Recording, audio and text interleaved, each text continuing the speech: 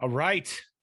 What's up, everybody? This is What up? What up? Phil in the Storehouse podcast, and we forgot to bring crayons today. So, Steve, I apologize.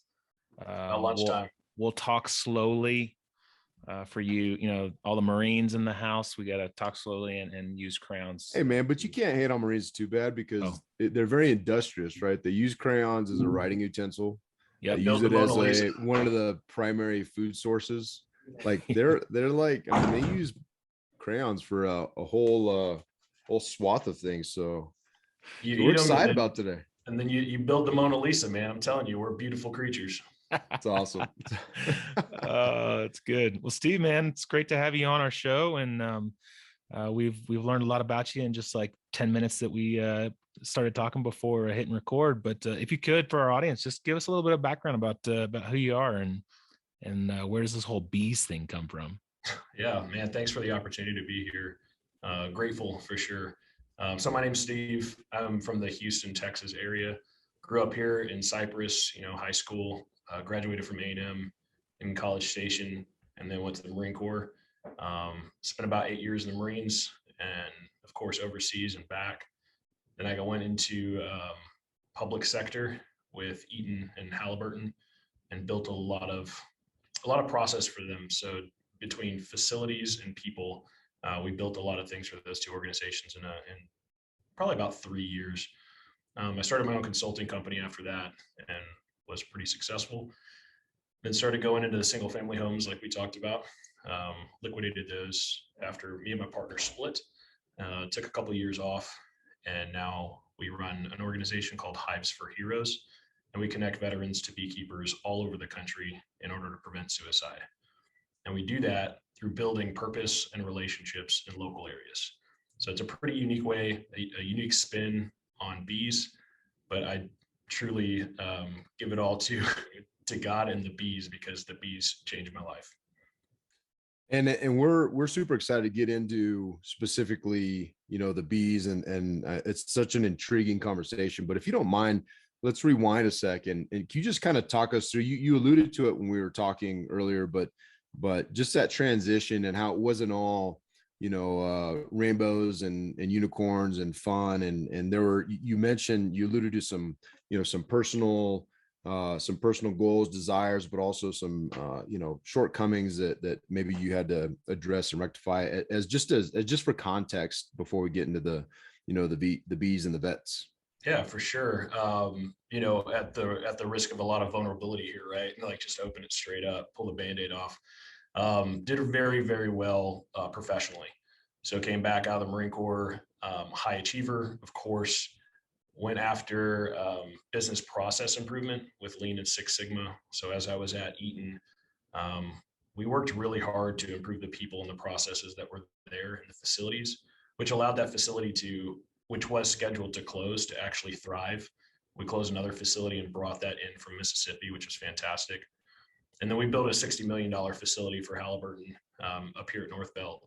And so I was the lead of that as well. And just did a fantastic job of bringing people in with so many different backgrounds and improving processes, whether it was, safety, quality, delivery, cost, inventory turns. And we just did a fantastic job of that. And I threw everything into my work. So as I got home, the transition was personally quite terrible. My energy went to, going to work, throwing all the energy into work, having goals, which were mostly financial and professional, and didn't really set myself up for success as the transition for a human. The human side of, being a father, being a husband, and not doing well at any of it, to be honest. So after several years, of course, no blame to my ex-wife, she divorced me, and things got even worse. So harder into like alcoholism, drinking a lot. That was my coping. So between work and drinking, which I'm sure is familiar to a lot of people that are listening right now. And so it just kind of spiraled. So isolated myself a lot. In 2018 was a really, really tough time for me. Girlfriend just left, and there I was laying in bed with a shotgun. So all those things kind of build and build and build until you feel like you can't do it anymore. Very grateful to be here today, of course. And, it basically just took one friend inviting me to a bee event, which of course I had no clue what I was doing. But I'm grateful for that opportunity to go there. And as I got into the bees and, suited up, got the protective gear on and went into the hive, the anxiety that I used to feel, whether it was in combat or training, came back, and it was invigorating. And I would follow a process that I was instructed to do so with my friends. And then we would button it up and have a completion that was success. And I felt that success.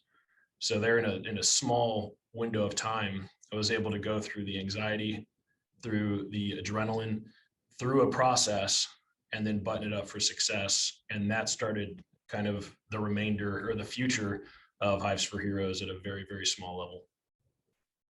Yeah, Stu, before you Yeah, ask a man. question, man, I just thank you for that vulnerability. So that no, we didn't discuss any of that beforehand, and I really appreciate you being vulnerable, because I think for our listeners, especially, we have a pretty high military listen rate, but also for anybody out there that's just struggling, I think that vulnerability really helps people to relate. It really helps them to understand that there are paths, there are mechanisms to cope and to grow and to heal. And so I really appreciate you sharing that. Thank you, Steve. Absolutely. Yeah, man. I mean, I think military in general, we're all kind of type A personalities, like you said, high achievers. I took the personal, like the strengths finder test, and like number one on my list was achiever. Okay. I mean, I'll like put things on my checklist just to like knock it off. Like, even if I did it, I'll put it on there just to like check it off to say like I achieved it. Right. And, so, similar to you, I mean, not to the point where I was thinking about taking my life, but like we got into this group called Life in Air, and we had this um, exercise where we visioned our life like 10 years from now, right? If we don't change anything with our life, we don't do anything different, what does your life look like in 10 years? And with this achieving, personality, it's kind of like a drug, right? Like you just want to be like achieving and doing and working, and work like takes that place of kind of a military life where, I'm up at 4 a.m. and I'm working and I'm doing, but that really took away from my family. And I saw 10 years down the road where I didn't have a relationship with my wife. I didn't have a relationship with my kids because I was spending all of my time, in front of a computer or out doing real estate or, working on whatever. And so, again, like David said, like that, thank you for that vulnerability, because I think, people listening to this, it might wake up something that they hadn't really seen before. And work probably is the best of options. Maybe, alcohol, drugs, sex, porn, like all that other stuff could be a replacement for achieving for work. So I'm curious, like what you kind of hinted at it, like this friend of yours that said, "Hey, come check out these bees." Like, like that's pretty random, man. Like what, Very. what, what was the catalyst for that? I mean, did your friend kind of see you going downhill and be like, "Hey man, I got a solution for you," or what, how did that happen? No, she was newer to town, and basically she had just moved, so there wasn't a lot of connection friends. I was one of her closest friends at the time here in the Houston area, and it was just a random invite. Like just anything else could have done. I could have gone to that darn skate park or something, but it wasn't. And she just invited, and I was like, all right, well, let's go, try something new, and get out of the comfort zone. And I love how you put, earlier, you can really fit anything in that blank for addictions, because we're really trying to fill a hole that God's trying to have in us, but we're trying to fill that hole with something that's our choices. Like you said, you mentioned a lot of those there, sex, drugs, alcohol, money, whatever that looks like. So I'm glad you brought up that point, because it's just it's a void that we're trying to fill that will never be filled outside of what we believe. And so whenever she invited, it wasn't even her, and that's what I love about the organization and what we continue to talk about is it's not us, it's not the org that does anything. it's nature, it's the bees, that you're involved in something completely bigger than yourself. And you're being able to build relationships in that local area with people that you can talk to and you can work with. So that's why, our mission statement is a healthy transition from service through purpose and relationships built in your local areas. We have very, very little to do with bees. It just so happens that bees is an amazing conduit that gets you outside of the room, right? But also outside of yourself. You see something bigger, you start to question nature and be like, wow, how do these little things do all of this? And if they can do it, can't I? And if I can mimic them in some way, could you build a large organization? And that's exactly what we did with Hives for Heroes. Yeah, that's actually I just had written down, bees in therapy. Like what's the I had never heard of that before. I'd never heard of bees as a conduit for therapy, but I think you kind of answered the question in a roundabout way from without even knowing my question. That's how good my questions are. Stu's he's not gonna give you that. But yeah, right. But I think it's interesting as you highlighted, because it's so fascinating to me, this whole concept of bees but it's you're saying that you're basically creating an opportunity which we're huge believers in, getting outside, getting natural sun, getting in the whatever. For me, it's the mountains.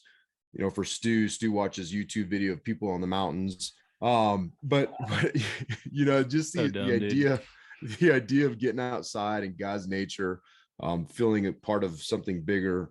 And then the relational part of it, I think, is so big, especially for someone like me, extreme extrovert. Like I get so much energy. That's why we love the podcast, right? We get exposed to people like you. We get this hour just to have fellowship and chit chat. But so you think that's the biggest part of it, is all that stuff coming together and the relationships that are formed, or is there something special about the bees themselves and this whole idea of the hive, the hive therapy? And because like I said, it was so, when we were introduced to it was just so intriguing to me. I'd never heard of it before, to be quite honest. I'd never heard of using bees to save lives. Yeah, there's a lot that goes into that. For me, what I was missing when I left was purpose, right? You have a clear purpose. You have a clear mission of what we do in the military. There's no doubt about it. What do Marines do? We go that way and we kill stuff, right? That's pretty much it. And then the relationship piece is that you're doing that with your brother or sister, right? It's the shoulder to shoulder, going after, doing something that, those shared hardships, those achievements that you do through that purpose. So when we step out of that and you're working at, like for me at a Fortune 500 company, you're like, okay, cool. What's my purpose? Make more money. Like one more widget out the door. Like at some point that ends up being not enough. Right. So you're building camaraderie inside of there, but even in the workplace setting, you're sacrificing one thing or another. You're either not building relationships at work or you're not building relationships at home. It's really, really tough to balance. So the guys that, go home every day aren't going to happy hours. And then they're not the guys that are loved or liked at or respected or whatever that looks like for you at work. And then if you are doing that stuff and you have your family, well, then they're missing you, right? And you're not building those relationships. So it's definitely a balance piece there. But leaving the military without a clear purpose, without those relationships intact anymore, I still talk to guys that, deployed with or worked with in close settings. And it's a different level of conversation. Y'all already know that, right? The camaraderie that you've had in the military is very different than any work relationship that you'll have outside of it. And the bees, to me, when I was able to get through, at that point I had a lot of anxiety, I have PTSD as well. And so a lot of anxiety in that case, but going through that and allowing them to do their work on me, without me really realizing it, was kind of the coolest piece. And we're just starting to put words to this. So for me, it was the adrenaline that I was looking for when I used to go 140 miles an hour on a motorcycle. This is a little bit safer than that, right? It's the process that I enjoy, that I can walk through something and be calm through that anxiety, follow that process, enjoy that process, and then see the success on the other end, meaning whether it's a hive inspection or whether it's producing honey or it's just finding a queen or teaching somebody else to do the same thing, there's a success factor there. And so when you start walking through all these, like the mental side of that, when you have anxiety and then you have something that is clear and repeatable and then success, you can now step that down into your normal life. So combat military experience to beekeeping to somebody cuts you off on the road, it's not a big deal anymore. So it really transitions into our normal everyday life. It's the feelings that we can work through in a known process and then have success. So when I'm getting yelled at, no big deal, right? We used to say at Halliburton, right? Nobody's getting shot at, you're fine, right?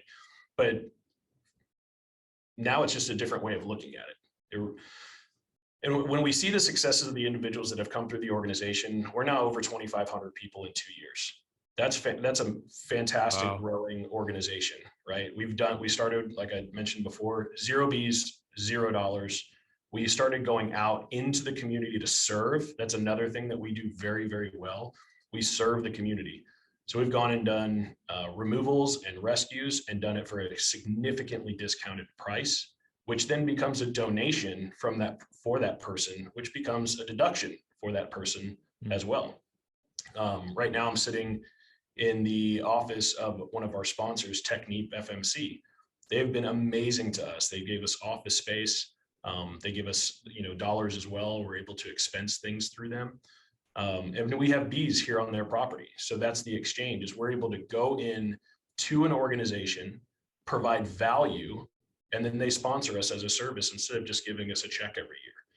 So we have bees here. That honey goes into their food items that they have here with Guggenheimer, which is another partner. And they're able to have healthy byproducts from the bees, organic byproducts from the bees. And we integrate into the family of Technique FMC and Guggenheimer.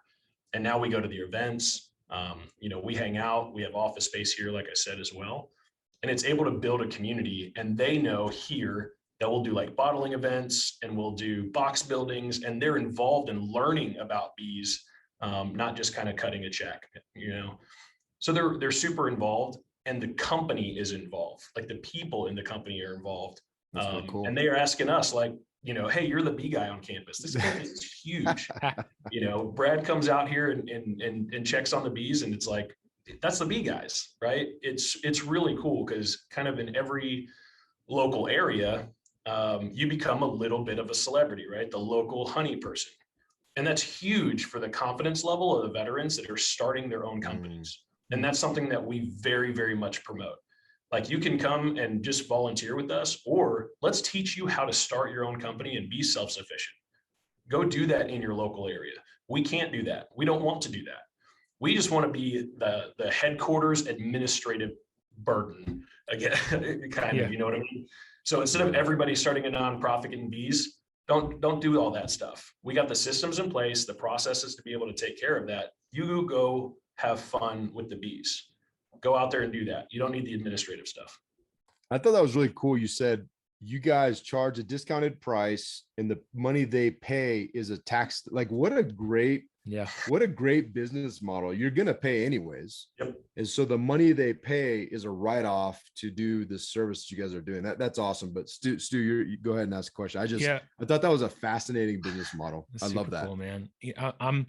Now I've watched like beekeepers, come into a hive and they get like surrounded by bees, and just watching it kind of like freaks me out, and you talked about this anxiety piece. Can you expand on that a little bit? The comparison of combat, the anxiety of combat and mission accomplishment to like walking into a huge hive of bees. Yeah. I can tell you before I started beekeeping, I had a service dog, and Maddie is an amazing service dog. And now she has more anxiety than I do, right? That's not me, that's the bees. So when, for example, say you're even going through Mount Town, right? And you're just kicking indoors and you got paintballs coming at you, right? There's still a heavy level of anxiety. Right. You want to go win. You don't want to be the one that gets shot in the face, right? Like, those are like real things. So that level of anxiety is the same thing with literally thousands upon thousands of ladies trying to kill you. which is what happens in a hive, right? And so when you trust yourself, your buddy, and your gear, just like we do kicking in that door, and you follow that process, it allows success, right? You might not do everything perfect all the time, but it allows that piece of success. So that anxiety is now overcomable instead of that fear or that overwhelmingness of the anxiety. And now that you know you can do it, you can repeat it on a daily basis. Because if you can walk into 50,000 bees coming after you because you're trying to get into their home, right, I promise you can get through darn near anything. Dude, that's so cool. I love that idea. I love the concept, man. I want to go try it. We might have to come to Houston and check it out. Well, the cool thing about now my brain's going crazy on, Stu and I've been looking at like potentially we're talking about land the other day, and I'm like, man, it'd be kind of cool to do land and then open it, but we'll talk about that. That's neither here nor there now. We do stuff like that all the time because, like we had mentioned before, I used to be in real estate as well, and there's a lot of tax advantages to it too, especially if you have open land. We exchange cattle for bees pretty often around here, especially to people that are getting older, because the cost of cattle, actually maintaining and doing everything is a lot of time and a lot of dollars still. And then of course with the cattle, like say you're out on your ranch, right, and you exchange them for bees, that's not only like your agricultural exemption, but then when you pay us, it becomes a deduction, just like you had mentioned before. So you're kind of double dipping in a really, really cool way. We just do things a little differently, So we have amazing CPAs and some strategic advisors as well. By the way, this is not a Steve show. We have some amazing people behind the scenes that are just crushing life. It's pretty awesome. Well, you touched on it before, and now it's getting my brain, stirring, because we're in the real estate business quite a bit. And you said, I got rid of all of my real estate, and now I look at bees as my real estate because I can put a lot more bees on a piece of property. Tell me more about that, and let's talk through this agriculture exemption and what that really looks like and how that can be an impact to real estate investors. We have a lot of those listening to this show. Yeah, for sure. There's a couple ways to do that. One, I just feel like you could put more doors on a piece of property, right? We'll talk real estate terms. Yeah. So I can put doors on a piece of property, and then my doors have babies every year, right? So if you're thinking about a capital asset, and that capital asset is returning, your revenue, right? And now minus your expenses is your cash flow.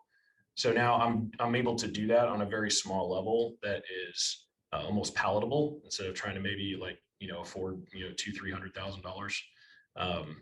But I can go in there and do that. So now I have a capital asset that returns itself every year, which means it's exponential growth, and I have cash flow on top of that if you're doing things correctly. Now there's a lot of expenses involved, and you have to get to a scale, but the reality is when you do, you're able to return more. And our theory is that we can fund this organization through that process. So instead of constantly asking for dollars, we go create value in the community as a nonprofit, go create value in the community and return our own investment to ourselves. Yeah. And you don't have to, you don't have to do it by yourself, right? Folks that are interested in this, I mean, I imagine they pick up the phone, call Hives for Heroes, and there's a business plan, there's a process. Yep. Which I think is incredible. So we will be talking after this. We need to make sure we save some time at the end of the show. Yeah, I mean, with these larger corporate organizations, right? Say they're going to give $100,000 away to somebody anyway. Why not get value in return, right? Hey, let's have some events. Let's put honey in the food. Let's have something to talk about that people are energized at work. Let's train not only the employees, but bring it in as a family. So have family events for kids to get involved, to understand the environment, to see how important bees are, to understand that like 1/3 of every spoon that you put in your mouth has been pollinated. Like that's a huge deal. And when we put bees on a property like this, they're going to pollinate within 3 to 5 miles of this area, which means they're actually serving the community literally without even knowing it. So these bees are going out and providing a public service, and they can keep like a safe haven for them. So now you put that on a rooftop in Houston or St. Louis or Chicago, and now you have rooftop urban beekeeping and a veteran's taking care of those things. So you're getting a veteran off the couch into something that's bigger than themselves, providing an opportunity for them to be a better dad, a better mom, a better brother or sister, all because of the bees. Yeah, and you touched on something that is I'm super passionate about. So I love to fly fish. I love being out in nature, and I'm sitting here at the desk, and the only thing keeping me at this desk is these fascinating conversations with folks like you. But I'm looking over at the mountains. I'm like, man, I can't wait to get out there later. But as an ambassador for the environment, I'm hugely concerned about the impact of the things that we do to the environment, because it makes trout disappear, and then I can't fish. But I'm curious if you could give a little bit of insight to that, because I know bees, I don't know specifics, and I am not educated on bees, but it's constantly something that you hear when you're engaged in the environment about the impact of bees. And if you could just shine some light on that, that'd be great. Yeah, so I will always put the disclaimer in there is I am not the world's best beekeeper, right? So I'm not an entomologist. I don't spend my time researching. We spend our time, providing purpose and relationship in local areas. So, but what we do know is they're pollinators, man. They're our heaviest pollinator, which is fantastic. The bees that we have out here are not like native bees to the United States. They're mostly European, right? They're imported, and then we take care of them. So we have an opportunity to steward life, right? You get to grow life as a beekeeper. The conservation piece is huge because bees, again, pollinate, and they pollinate geographically because bees don't migrate like birds do, right? So now you have to take care of them in those local areas, whether it's, Minnesota bees are different. They're not like different than Texas bees, but they do different things because the environment is different there. The plants are different there.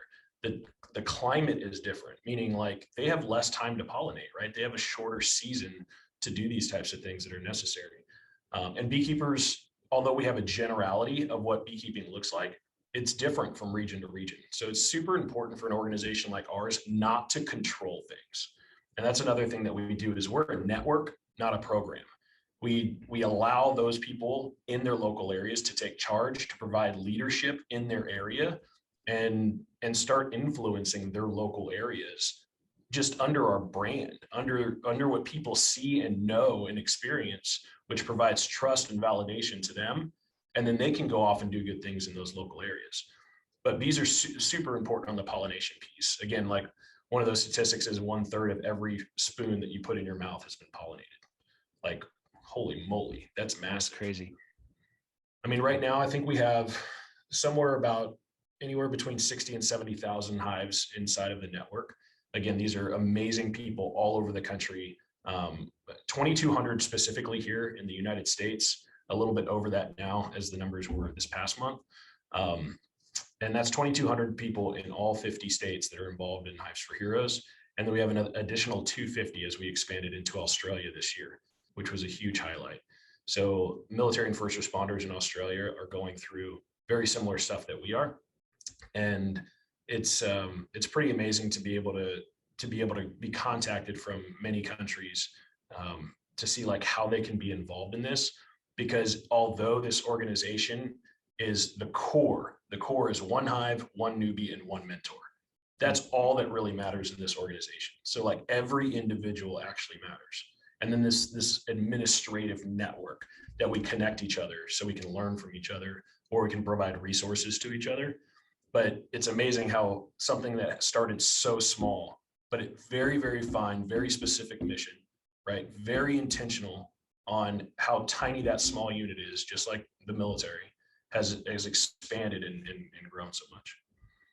That's so cool, man. So I'm a veteran and I'm listening to this podcast, and this like sounds like right up my alley, and I'm interested. I need something. I need a purpose in my life. Talk us through, what does that look like?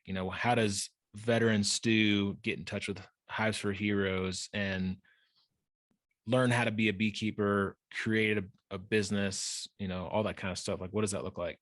Yeah, it's great. So first thing you do is go to hivesforheroes.com, and there's a newbie or a mentor application there. And you just quickly fill out the application. It goes into our database. And then we, as the admin, will be looking for a partner for you in your local area. So a newbie is somebody with little to no beekeeping experience. And then a mentor is somebody with 3 or more years of experience.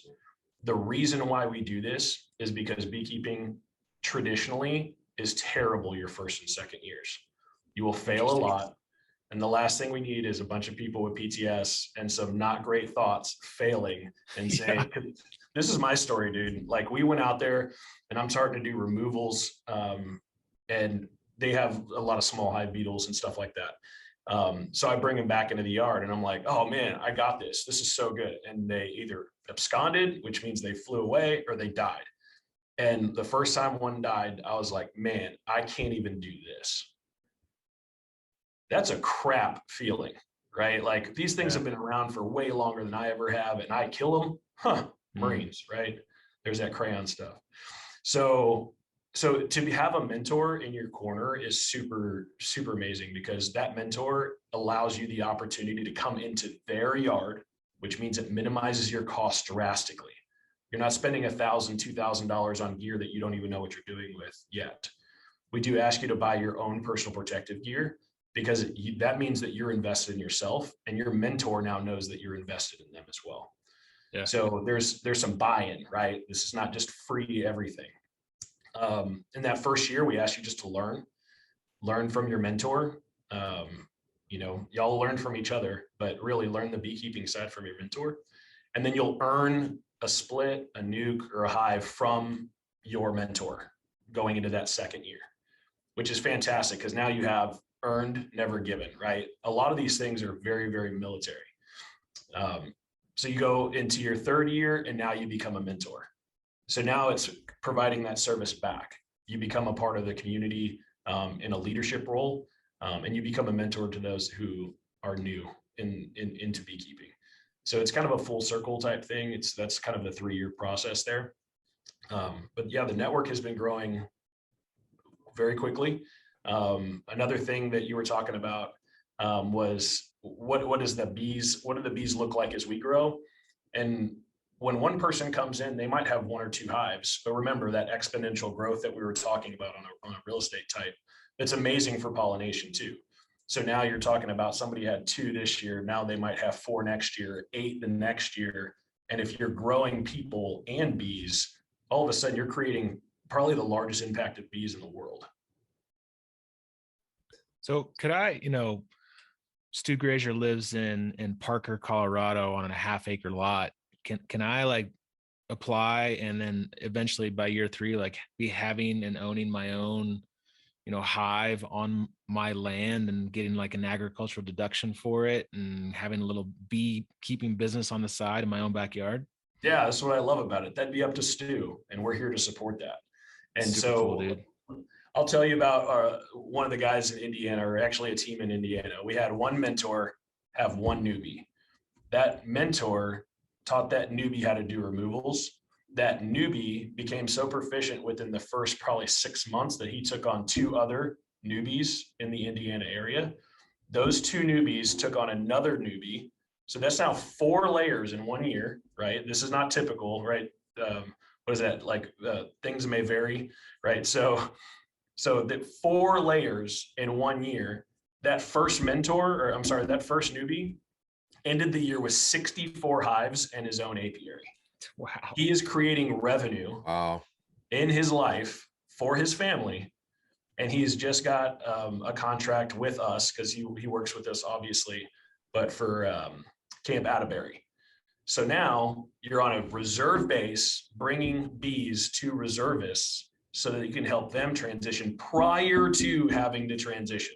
That's awesome, man. Which is what we want to get into. So we've been working with like Fort Hood and active duty bases in order to get bees and beekeeping into the active duty side, so that you're understanding this stuff and having family when you leave, when you PCS or, home of record move or whatever that looks like. And now you have people that have transitioned previously. That's crazy, man. That what an impact too on their lives. I mean, there's so many layers of depth. It's awesome. Now, do you guys look at Air Force bases, even though the Air Force isn't really military? Totally joking. Yeah. For all our Air Force vets, I'm totally joking around. I love the Air Force.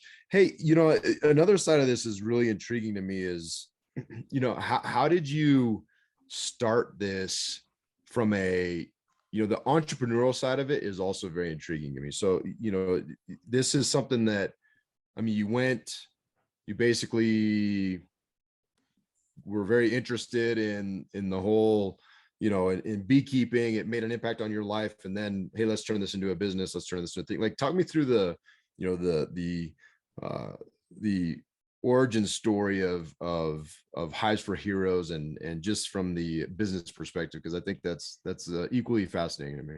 Yeah, that's a pretty fun one as well. So we basically had three of us, sitting there, eventually turned into five, and it was like, hey, this could be pretty cool. And the only problem is that it was kind of just local, and that becomes very expensive. So having all the bees, making sure that people have time and availability to learn, to train, to grow.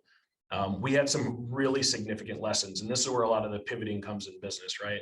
So original idea, we're going to have little chapters all over the state, then that's going to go into 3 states, and then that's going to go into, other states, and we're going to control everything, right? We're going to manage the growth.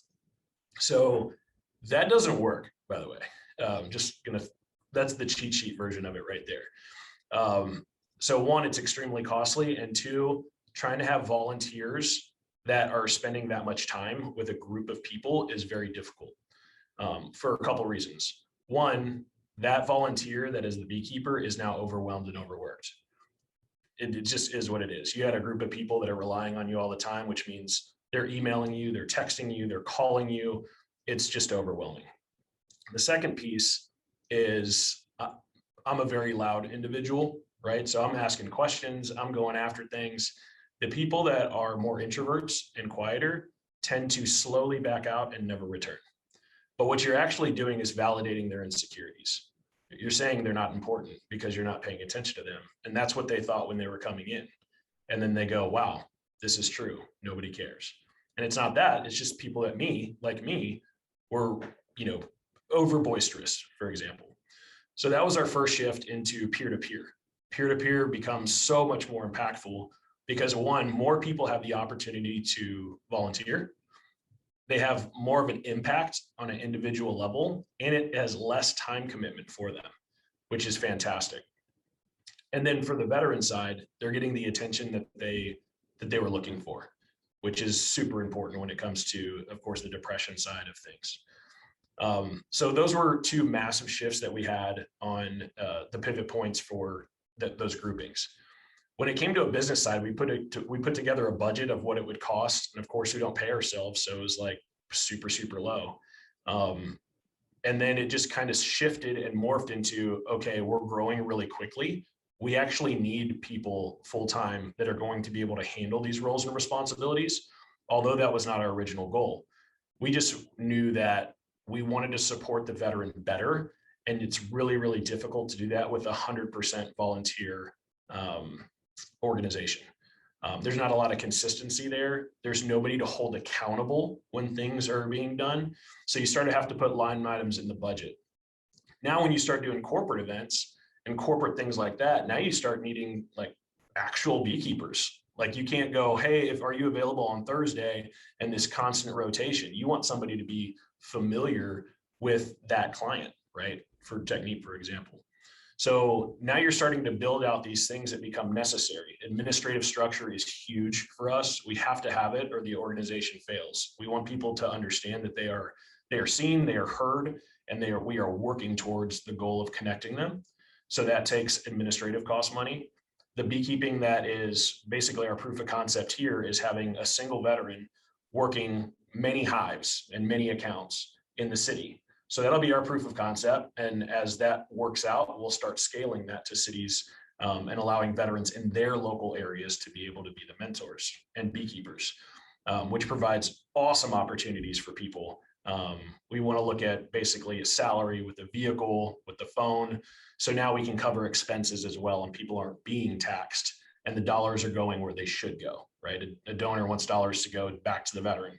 If we're now operating as a for-profit company. Now we're paying taxes on the payroll, we're paying tax on the insurance, we're paying tax on this, and then that person's getting that dollar, and they're getting taxed on it as soon as it comes in, and then they have the taxes for buying stuff or living, for example. So we kind of got really, really creative in how we operate. How did that scale from a little backyard beekeeping organization? I'll always go back to the bees. We looked at the bees and we said, what do they do organically? And what they really do is all they want to do is grow. They don't want to sting you. They don't want to come at you. They just want to grow and produce. So if we can do the same thing and mimic them as an organization, we're able to grow. And when something gets too large, we split off and somebody else takes responsibility of that area, and that grows and that splits off. So we literally just grew the business side of the nonprofit as the bees grow their hives. It's really, really that simple. Dude, that is awesome. So how long did it take you guys to kind of crack that code? I mean, it seems like a lot of trial and error. Did your previous business experience and corporate experience help you to frame that in a better way? Yeah, absolutely. My background is in Lean and Six Sigma. We have amazing marketing people that have taken that over and really pushed that into the public light.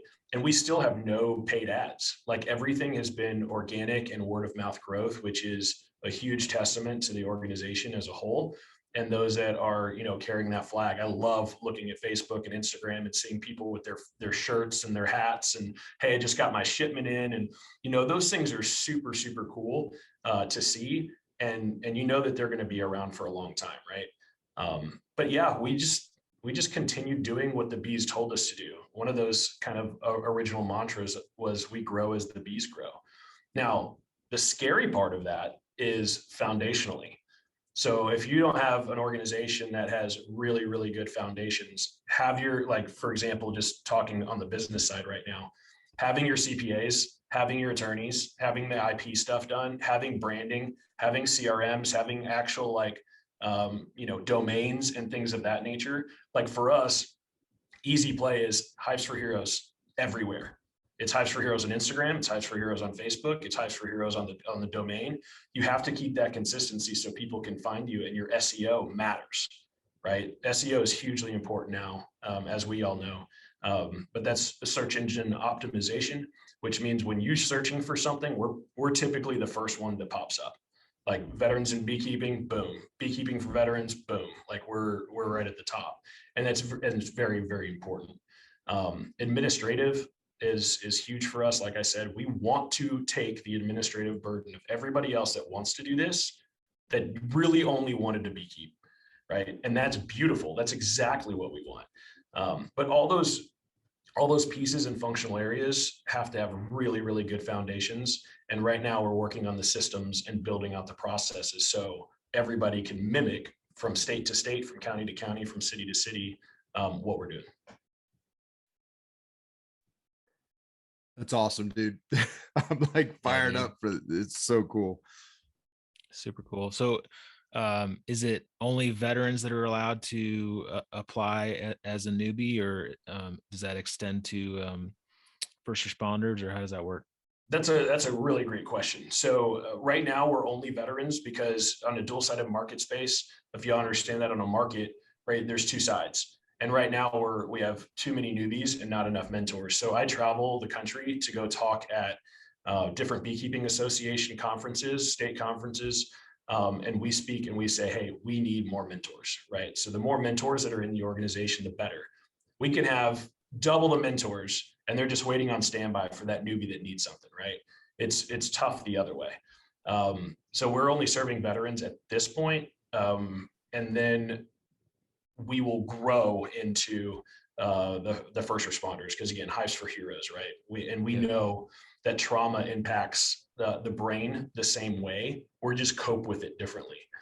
So as a military person that returns from a deployment after 8 months, everything's changed. Everything changes as well for a first responder, police officer, EMS, firefighter that's there, and something traumatic happens, and now they cope with it differently. The trauma is still the same on the brain. And I commend those guys for coming home every day and, you know, seeing the atrocities that happen oftentimes, and then having to, you know, hug your kids after that. It's really, really tough. And we hear a lot about that. We just want to be able to be in a position to support and serve that correctly, instead of kind of like half-ass doing it, essentially. Right. And also on the mentor side, anybody's welcome to become a mentor. That was my next question. We have a lot of people that say, you know, hey, I couldn't serve because of this reason, but a lot of them say this is my opportunity to serve and to give back, and we welcome that with open arms. That's cool, man. Yeah, actually, that was my second question, because my son's soccer coach, he civilian guy here in Denver, Colorado, and his wife is a beekeeper, and they have Awesome. kind of a local bee business, honey business here, and yeah, so I'm gonna hit him up. I'm gonna tell him about you guys. Future mentor right there. Yeah, future man. mentor. And because we've gone into organizations like, for example, and we've mimicked this in almost every state. We go into the beekeeping associations, we go into the state apiaries, and we go to the state inspectors. And we say, this is who we are and this is what we do. And so we don't necessarily need a lot of Instagram and Facebook, but we have foundational support, right? So now we have those. The VA wrote an article that we were like a bottom blurb on, and we got a lot of hits from that, which is super cool as well. But again, like, building the foundation correctly is the most important thing in any business, right? Some people say like sales rule everything. That's great until you can't handle it. Yeah. Right. Like, those things are great mantras, but they don't really perform like the practical things that you need in order to be successful. So for example, we used to get a lot of stuff for like media. So it'd be like Channel 11, like KHOU would come out and they'd be like, hey, can we get a story on you guys? Because this is super cool. And I was like, no. And they're like, what? And I was like, how many times have people turned you down from being on TV? They're like, not many. I was like, how many of those organizations are around after 6 months? Not many. And one of the problems is that you're now exposing yourself, and you don't understand like how many phone calls are going to come in, right? How many emails are going to come in. And now you're not answering those emails. And now people are like, I thought this was a real organization. That's not really cool. And donor dollars start going away. Trust and confidence starts going away. So like, building things too quickly isn't necessarily a good thing, but having that foundational support is massive, because at least you can adjust, right? And the other thing too, I know I'm kind of going on a tangent right now. Having good people is much more important than pretty much anything else. Yeah, dude. So having that like perfect administrative person is awesome, but what you really want is a person that can flex and do admin too, right? That person that's willing to do anything, that's extremely well-rounded, that has a heart for whatever that mission is, whether that's, flipping homes or, buy and hold, or, apartment complexes, whatever that looks like, but has a heart for that and really wants to do that. Like, ours is a heart of service. So we go out and we serve people every day. We get to serve people every day. It's fantastic. And so whether it's a newbie or a mentor or the community as a whole, or doing a removal or a rescue or relocation, or saving somebody in taxes, all those things matter to that person, which means we get to listen to people and serve them that's the best way appropriate for them.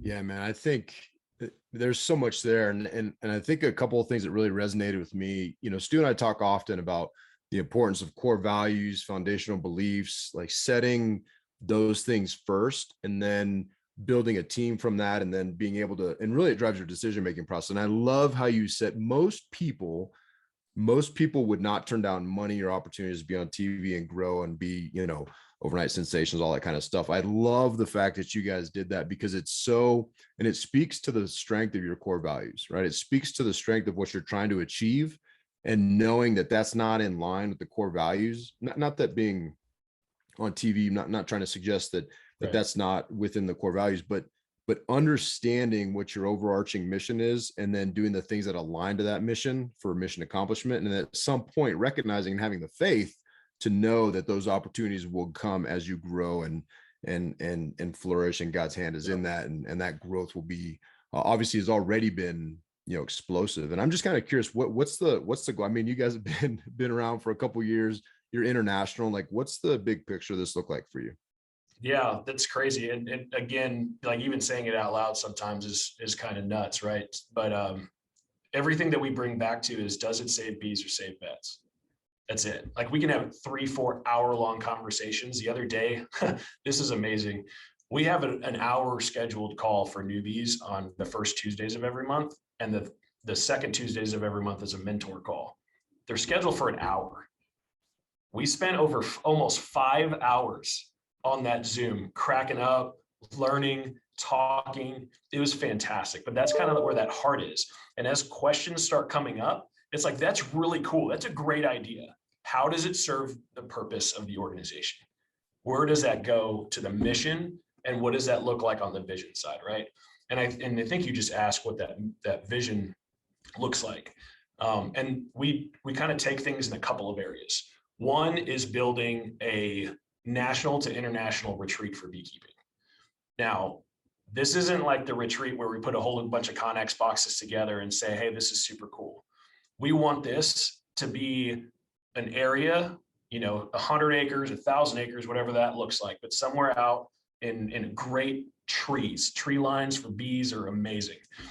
And to have a facility that is a shared space, that's a housing space that we can bring people in so nice that when veterans walk in, they literally are like, wait, this is for me. That's the feeling that we want, the pride that we want for people to take into beekeeping. I mean, it's literally taking care of our environment, ourselves and our families. Why not have that kind of reverence towards it, right?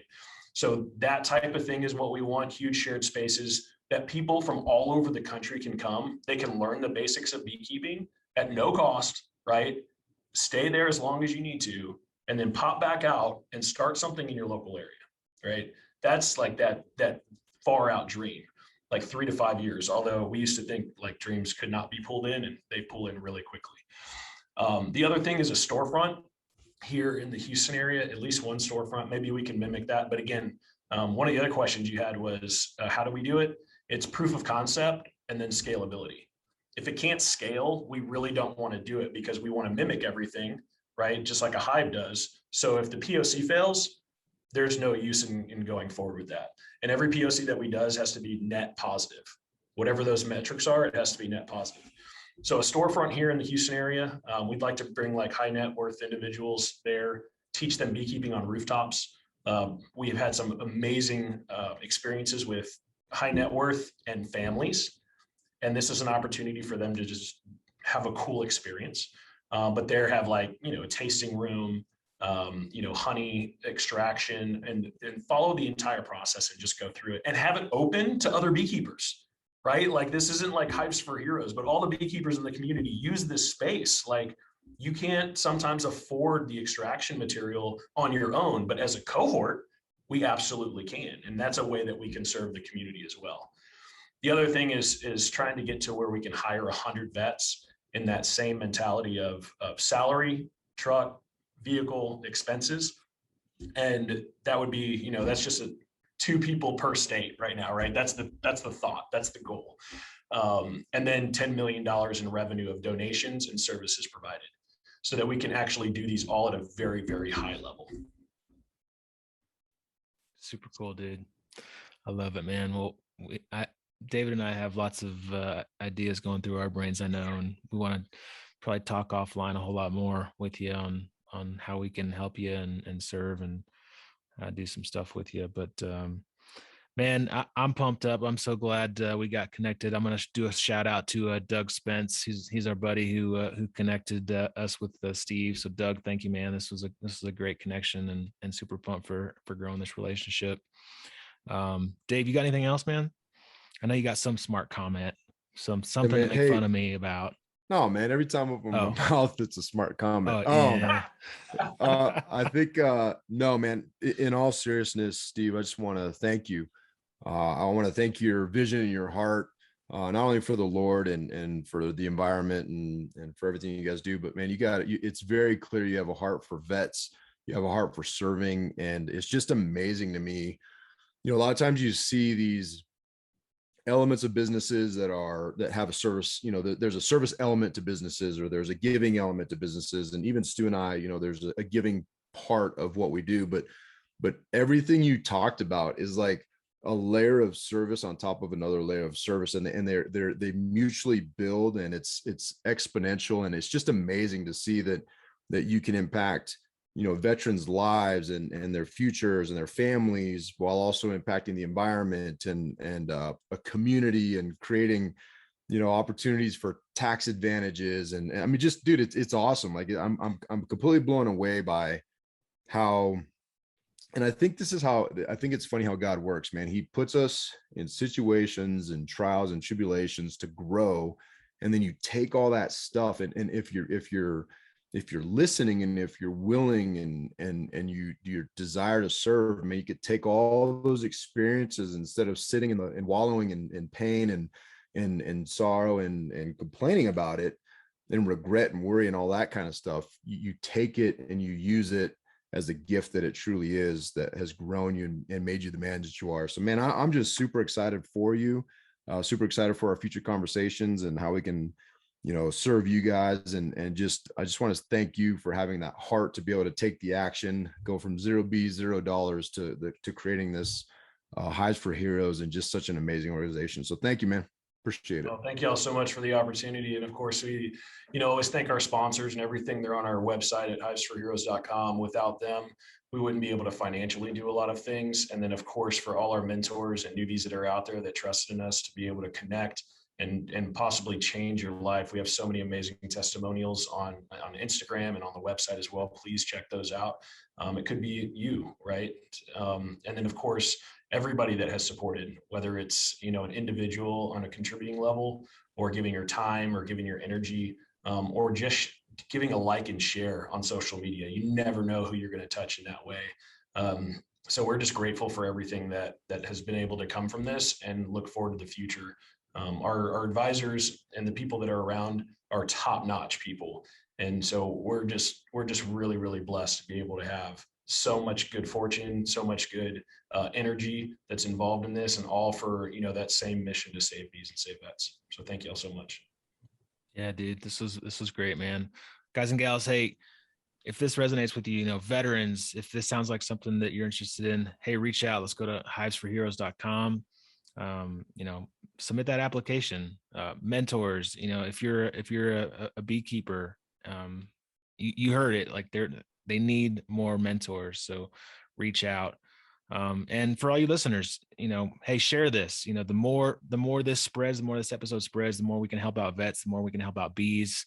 Hey, this is great. So take a screenshot, share this on your social media, tag Hives for Heroes, tag us, and let's spread the word of this amazing organization.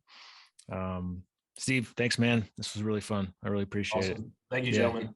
All right, go for your Storehouse. Make it a great day. See ya. See ya.